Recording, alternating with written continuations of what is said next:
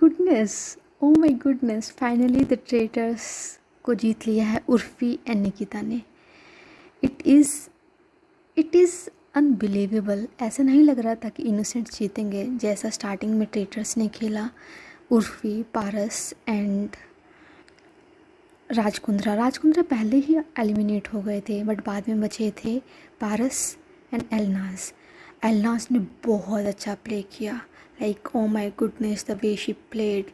उन्होंने बिल्कुल डम एक्ट किया ताकि किसी को शक ही ना हो, बट फिर भी उनको कहीं ना कहीं लोगों ने शक किया और पहले ही निकाल दिया। पूरब को आज के फाइनल एपिसोड में निकाला है। और ये हुआ कैसे? तो जब वन बाय वन ये सबको निकाल रहे थे, एपिसोड स्टार्ट होता है जैस्मिन के एलिमिनेशन से। उनको रात को ट्रेटर्स ने ही मार दिया था। अगले दिन सुबह सभी को पता चलता है कि जैस्मिन का एलिमिनेशन हो गया है। उसके बाद सर्कल ऑफ शक में पूरब को एलिमिनेट कर दिया गया था। उसके बाद ये चारों मिलते हैं एक साथ, जिसमें इन सबको डिसाइड करना था कि ये ट्रस्ट करते हैं या इनको शक है। तो इन्होंने सबसे पहले निकिता और उर्फी ने शक डाला और इन्होंने सुधांशु जी को निकाल दिया। उसके बाद Urfi, Nikita and Harsh game में बच गए। हर्ष को कहीं ना कहीं ये दिखाना था कि वो इनोसेंट है, इसलिए उन्होंने ट्रस्ट का डाला, बट उर्फी एंड निकिता ने डाला शक का और उन्होंने हर्ष को एलिमिनेट कर दिया। तभी गेम में आता है एक फुटेज जो थोड़ा पहले का था, जिसमें ये दिखाते हैं कि उर्फी ने हर्ष और पूरब की बात सुन ली थी कि वो दोनों ट्रेटर्स हैं, और उसके बाद उसने निकिता को आके कन्फेस किया।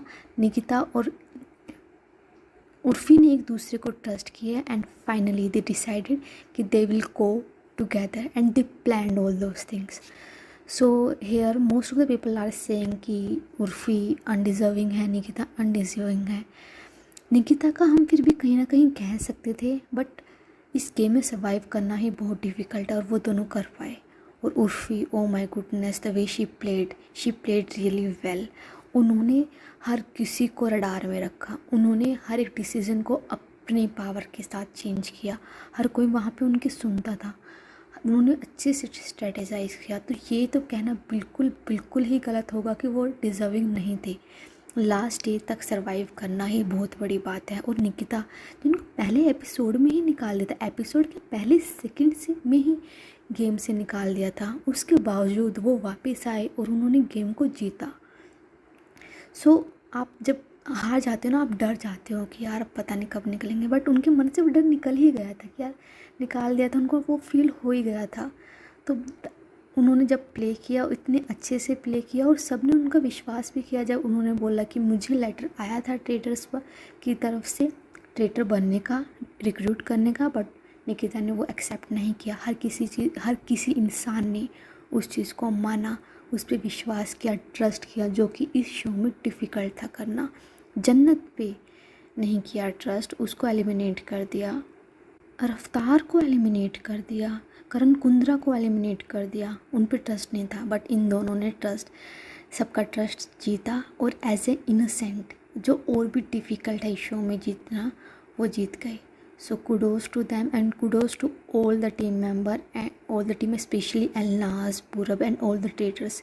दे played really well and we are hoping कि ऐसे शोज़ और बने जो इतने अनबायस्ड थे और इतने स्ट्रेटेजाइज थे, बिल्कुल भी नेगेटिविटी या बिल्कुल भी